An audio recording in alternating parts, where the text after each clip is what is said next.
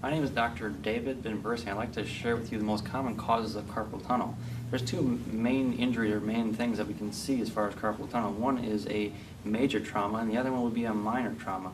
What I'm referring to in the major trauma is a lot of times we'll see in auto accidents where an individual might be putting their hand out to stop themselves, or it could be even if they're falling down and they catch themselves on their hand.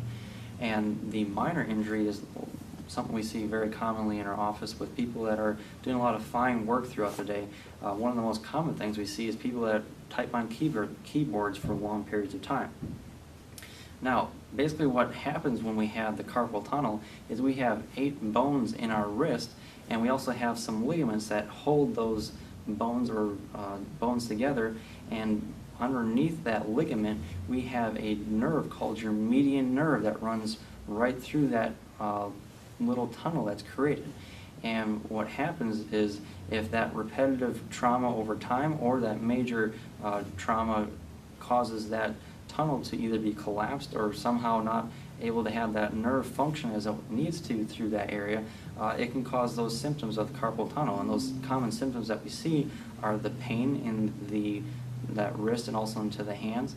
We also typically will see a numbness and tingling into those hands as well. And we'll also see a lot of times a decrease in the amount of grip strength or the strength of those muscles and fingers as far as being able to pick things up.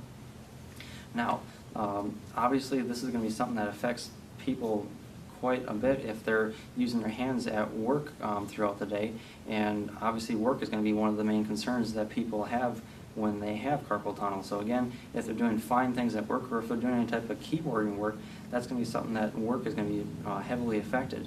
As far as another thing that we see that it affects is activities of daily living, or ADLs. And what I mean by that is people's ability to do things that need as far as personal hygiene and things like that, as far as gripping, let's say, a brush to comb your hair, or let's say to tie a shirt or tie a tie and put that on. And the last thing that we see as far as what the symptoms can affect in your life is your ability to sleep. A lot of times it will affect your ability to fall asleep and also stay asleep, and ultimately it's going to affect the quality of the sleep that you're getting at night.